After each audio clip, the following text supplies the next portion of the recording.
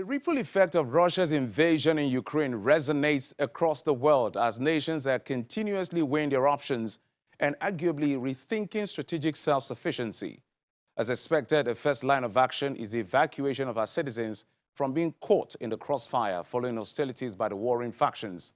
So on this episode of the program, we'll backtrack a bit and look at how Nigerian students in Ukraine called for help, the federal government's evacuation exercise so far, the touching experiences of these students, and perhaps the opportunity all of these presents to Nigeria in the education sector. We appreciate you for joining us. I'm Jeffrey Uzongo. As nations mark 2 years since the COVID-19 pandemic hit the globe by storm, literally changing how we live, interact, and work, the world has yet again been thrown into another very disturbing situation. For days now, everyone appears to be unsure of how things will pan out following Russia's invasion of Ukraine, a conflated situation causing global unease and anxiety. Depending on who you're listening to, fingers have been pointing at different directions.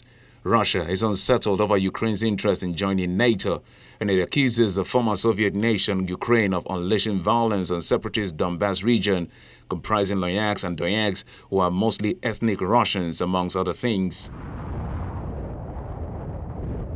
On its part, Ukraine, which appears to be at the center of a big power play between Russia and the West, has resolved to chart its destiny by resisting any aggression from Kremlin and defend her sovereignty.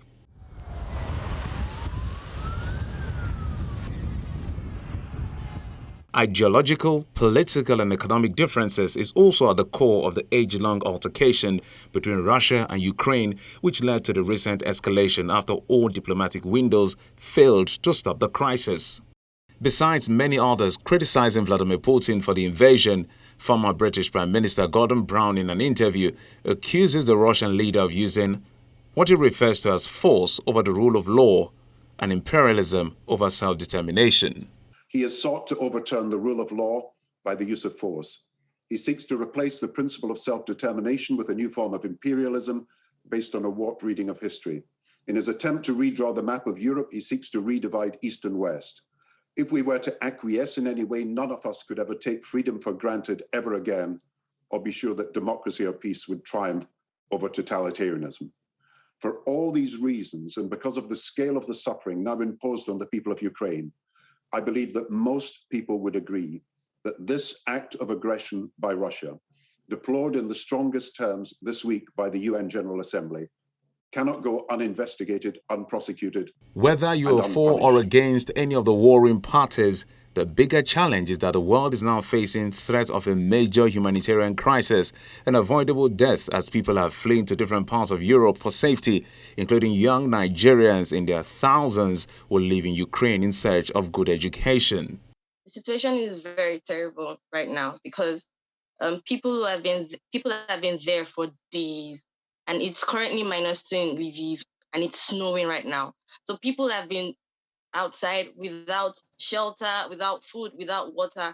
And I even have a friend who had angina 2 days ago, and he has not still gotten into the border. So the problem is the Ukrainian border, the Ukrainian guards at the border, they are not letting male foreigners pass through. And if you can't get past the Ukrainian border, you can't even access the transit countries. So that's the problem right now. In terms of money, people are stranded too because, for example, myself, I use my dad's card to withdraw. Right now, the withdrawal limit for me is $30 daily. I can't withdraw more than $30. So it's really terrible, even if I need money, because there are options of getting like on a tour bus, but it's really expensive. And tour buses now are ranging from about $100 and above. People don't even have money because you can't withdraw more than $30 if you're using a foreign card. So it's really bad. In Lviv, it's much calm. In Kiev, that's where the invasion is right now. So currently, Kiev is the center they're attacking, but Lviv is relatively safe. And Kiev from Lviv is about 12 hours and above, depending on the kind of train you're using. From the ones people have been going since Thursday night, Friday. So they have to take a bus or a cab to a particular place, but they are not registered. Some cars are not registered. So when they alight from the cars, that is when their journey begins. So it's really long. I know a friend that started his journey on Thursday, and he got to the border, I think, on Friday evening or so. Honestly, it hasn't been easy. I spent about almost 24 hours on the road to get to the border itself. And even after getting to the border, we still had to take like additional hours to get to a place where we can sleep. So totally, I spent like 2 days on the road before I finally was able to rest. Like, and I know I slept for almost 7 hours straight because I was that tired. I was at Zaporozhye. From Zaporozhye, I had to take a train. It was free, evacuation train to Lviv, and then from there I had to take another train to Uzhgorod. From there, we kind of chartered a bus that was going to take us straight into Hungary. Okay, so there were different borders. There was one that we had to go from Ukraine itself, as you're checking out. And when we got to that border, that was where we spent the longest amount of time, almost the whole day, because they were checking cars and also checking buses. There were like 12 buses in front of us taking students out of Ukraine. So we spent a good amount of time there before we're even able to leave Ukraine itself. You have to have your passport, uh, and they had to make sure that, because there were some Ukrainian men that they left their family to go and fight this war. That was a very emotional moment. So you had to have your passport. They had to be sure that you were not taking some guns or knives or some dangerous um, weapons out of the country into another country. So yeah, that's what they were checking for, basically.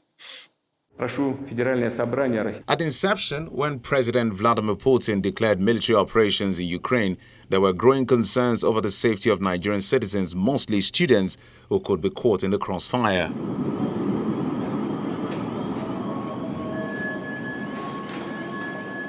First, the Nigerian embassy in Ukraine issued a travel advisory to Nigerians to stay calm and take responsibility for their safety.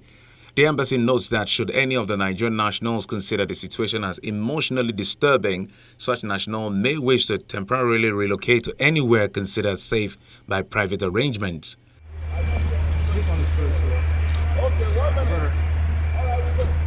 It urged the citizens to ensure that they do all that is needful to validate their resident documents for ease of return to the country when desired, and asked students to confer with their institutions of learning to ensure their guarantees. On the urgent need to evaluate the level of threat to Nigerians studying and living in the Ukraine caused by the outbreak of conflict between Russia and Ukraine, I further seek your indulgence for the suspension of Order 8, Rule 43, so that the matter may be taken immediately. Mr. Speaker, I so move. Concerned over the development, the House of Representatives called for the immediate evacuation of Nigerians in Ukraine in a motion moved by Representative Ahmed Bona during plenary. But some lawmakers fear that it may be too late, as the evacuation should have been done long ago. I just want to say this, that a stitch in time saves 9. And we have somebody in this country that is very humane and is ever ready in this type of situation. Chairman Air Peace, we should appeal to him the way he did it before. I believe if we reach out to him, he can help us in this situation. He actually helped us before, and I believe if this House reaches to him, without taking much time, because if we want to follow the bureaucracy, it will be too late. So please, this is just what I want to say, that this man that is ever ready in this type of situation should be contacted. However, the Speaker of the House of Representatives, Femi Gbajabiamila, agreed with another lawmaker to interact with the chairman of Air Peace to evacuate Nigerians from Ukraine by Monday, February the 28th. Time is of the essence. as was stated by the Foreign Affairs Chairman, which we all know, a state of emergency has been declared. Listening to the news yesterday, even America said it's not going to be bloodless, that the invasion is not going to be bloodless.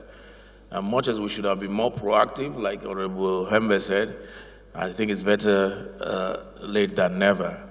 And I think it's important at this point to forget all the bureaucratic bottlenecks. I think what is important now, if we actually have to look out for our citizens, especially the students, I think action needs to be taken now. And my thought is that the leader of the House and the chairman Foreign Affairs, are you prepared to jet off to Ukraine tomorrow? Yes, sir. I think the leader of the House, the chairman Foreign Affairs, yes, should liaise with the Foreign Affairs Ministry today. With all sense of responsibility, sir. If nothing positive comes out of that meeting and it's all about red tape, or we have to do this, we have to do that, I think you should liaise with the chairman airpiece. Yes. And whatever it's going to cost the House, whatever we need to do, I think we need to leave this, you need to leave this country latest tomorrow and head to Ukraine and head on back by Monday with as many students or citizens who are willing to come back. Yes, I think that's very important. As a follow-up, the House had a meeting with the Ministry of Foreign Affairs to get update on the federal government's plan to evacuate citizens from Ukraine. I was in touch with the ambassador. The first thing was to get in touch with all the Nigerians there, set up a hotline with the embassy at the center, and start directing. We were in touch with the Ukrainian authorities, and our hope was that we could go in immediately and start evacuating. But of course, the Russians attacked some airfields and the airspace was closed. So that was not an option at all. The advice that we gave, our embassy did very well. They really did extremely well. The number was out there, and we're trying to keep in touch with people and reassure people at home. Then, of course, the next thing was some people now started, including Ukrainians, to move towards the borders. Kiev is very close to the Polish borders and so forth. And the Nigerians also joined. There are about 5,600 Nigerian students there, and maybe a total of about 8,000 Nigerians in Ukraine. On its part, President Muhammadu Buhari approved a sum of $8.5 million for the immediate evacuation of about 5,000 Nigerians stranded in Ukraine. The Minister of State for Foreign Affairs, Ambassador Zubairo Dada, says the approval came after a joint memo presented by both the Ministries of Foreign Affairs and Humanitarian Affairs, Disaster Management and Social Development at a Federal Executive Council meeting presided over by Vice President Professor Yemi Osinbajo. According to him, 3 aircrafts have been dispatched to 4 countries, including Poland, Romania, Hungary, and Slovakia, to begin the evacuation exercise of wailing Nigerians. The Ministry of Humanitarian Affairs wrote a memo to the President seeking for funding to enable us conduct this exercise. She has told you herself that the memo was in the tune of $8.5 million, which Mr. President has graciously approved. Okay. That, like I said, includes, that provision entails arrangements to evacuate not less than 5,000 Nigerians. Whatever happens, you can be rest assured we are going to run any number of shifts that it will involve. Don't forget that it also involves taking care of those Nigerians that may decide not to come back. It also includes some assistance. The feeding that may have been done by the missions under whatever arrangements. And the missions themselves are they're hamstrung. They are also in very, very dire situations. So it's a whole gamut of activities that are involved. At a separate conversation, the Minister of Foreign Affairs, Geoffrey Nyema, said the evacuation will begin on Wednesday, March the 2nd for Nigerians who have fled Ukraine and are willing to return home. Ms. Onyema says the president made approvals to provide chartered planes from Max Air and Air Peace for the evacuation exercise. Well, some are going by land, crossing into Poland and some of these countries. Our advice from the embassy is to stay calm, stay in their residence, and once there is an opportunity, the airport opening up, we'll have a coordinated approach to getting them out. So all the resources available to the embassy will be directed towards an orderly, process of evacuating those who want to leave. With a show of commitment, a delegation from the House of Representatives and the federal government arrived Poland, Hungary, and Romania on chartered planes to evacuate young Nigerians fleeing the crisis in Ukraine. Back home on Friday, March the 4th, Max Air carrying 416 Nigerian passengers from Romania landed at the private jet terminal of the Nnamdi Azikiwe International Airport in the nation's capital, Abuja, by 7:10 a.m.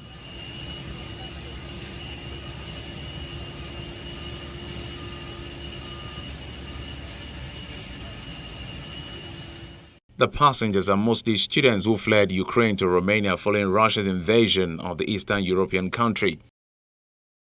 They were received by government officials and are expected to undergo documentation, after which they will head home and self-isolate in line with COVID-19 protocols. I feel very relieved because our government has been very, very proactive.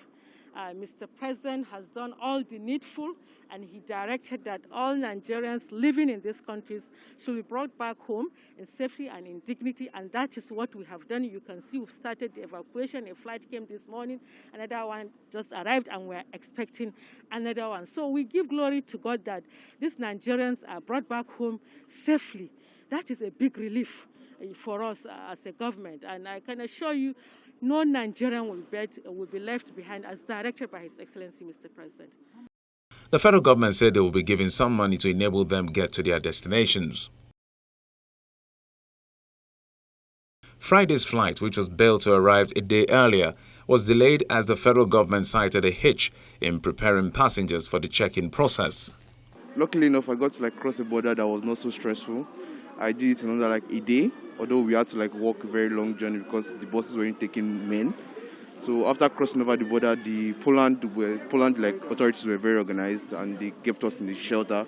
We stayed there for the night. The next day, the Nigerian embassy in Poland took us to an accommodation where we stayed for about 4 days. We were fed every night, and there was breakfast in the hotel every morning. We stayed there for free. And then when the evacuation flight came, they all took us to the airport. And although we missed the flight for the first day, the second day went earlier, 4 a.m. And we started journey around, I think, about 8, 9. And then, we're here. We stopped in, Algeria to refuel, and then we go here. We had to arrange a bus that would take us from Ternopil to Romania. On getting to Romania, the bus couldn't get to the border because of the lines that were queued up. So we had to get down and walk for about 2 hours to get to the border with our bags. And then even getting to the border, we had to stand for about 14 hours in the cold, waiting for them to open the gate so that we can pass through. And then after passing through, it was a smooth sail from there because the Romanian side of the border, they were so nice. Some of my friends that are presently in Kharkov, the economic capital of Ukraine, some of them are stuck there. Some people are also stuck in Sumy city, and they are trying to get a way to get them out of that city at this point in time. I think the Nigerian government also said it, that they are trying to talk with diplomats or somebody to get them out of there. Later that day, the second batch of Nigerian evacuees from Ukraine arrived in Abuja. An Air Peace flight carrying the 183 evacuees, comprising 180 adults and 3 children, touched down at the Nnamdi Azikiwe International Airport at exactly 6:35 p.m. There are Nigerians that are left behind because they did not come yesterday. Maybe some of them hesitation. They thought the flight was not going to come. And so by the time their colleagues were telling them that they were already on their way, the reality dawned on them. And also we appealed through the media that parents should tell their children to come, because that's the best way. Poland gave them 15 days grace because they didn't have a visa to Poland, but they allow them. And at the same time, we must not abuse that. So the 15 days was going to lapse very soon, and they wouldn't know what will be the next step. So we told them, if you are ready, we'll pick you. And so we had more than 50 that came, join us later. But we can only take about 25 out of that.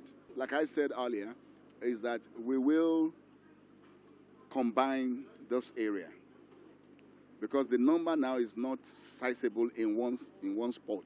Like in Poland now, we probably have about 60, if more people join them. We can't take everybody in Hungary also, and Romania, I'm sure there are a few more people left. So we'll probably just go around, hop and take those ones for this first batch. Now, we don't know how long the war will be, because we were asking after some that we know they are in Ukraine, and they are still insisting they are not leaving. So there are still a lot of Nigerians that have not even decided to leave Ukraine. You know, that's one. Two, we still have over 350 students in Sumi College, which has been cut off. You know, they can't go to Russia, they can't come in. You know, their light was being restored now. At the time it was cut off. Water was cut off. So as soon as we are through with the safe corridor, we will be able to go for those ones too. So this is an exercise that is not going to end in one day. You know, what we should be celebrating now is the success of the first batch of evacuation. In the late hours of Friday, the third batch of Ukrainian evacuees from Hungary arrived in Nnamdi Azikiwe International Airport, Abuja, at exactly 11:25 p.m. They were also brought aboard Air Peace flights.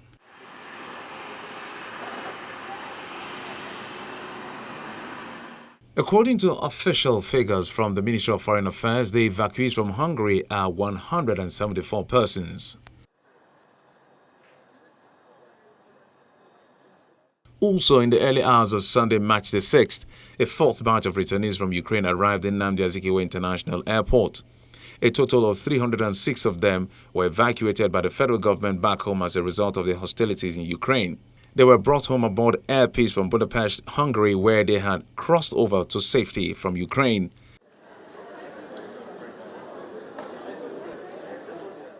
According to the DG of NEMA, Mr. Mustafa Habib, represented by a director in the agency, while welcoming the returnees, said the federal government has provided a sum of $100 to be given to each of them to aid their transportation to their various locations, beside other forms of assistance provided by the government. However, those that their relations had come to pick them were free to go.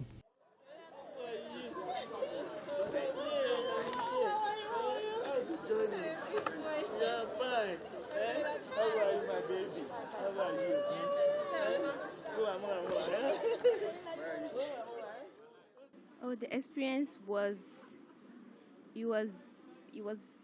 I won't call it bad, but it was like I was in a city where it was most attacked. So we had it was unstable for us, like so much panic, fear, havoc, and I was sleeping and my roommate came to wake me up around 7 a.m. in the morning. I was about to go to school. She was like, "Are you going to school?" And I was like, "Yes, of course I'm going to school." And then she told me what was happening, that they had bombed Kharkov. And I was like, "Are you serious?" I thought it was like a joke. But it started escalating over the day. We started hearing bombs around and we had to go to the underground shelter for protection. And then the next day, or I think yesterday I went on Thursday or Wednesday, and then on Friday, me and people from my church, all of us came together and we said, embarking on the journey to leave Ukraine. This is definitely not how these young Nigerians planned out 2022, and absolutely not how they intended to return to their country. We hope the crisis won't hit an uncontrollable crescendo. But on the flip side, just like COVID-19 exposed Nigeria's poor health system when push came to shove, the situation in Ukraine again reminds us of our troubling tertiary education system, which at the moment is embroiled in a protracted face-off for the federal government over the issues of lecturers' welfare and the conditions of universities. Perhaps some may argue that if Nigeria upscaled her education system to be at par with other developed climes in terms of quality and stability, The nation may have needed minimal emergency situation at this time because most of these students may never have left here in the first place. This is our chance to make things better.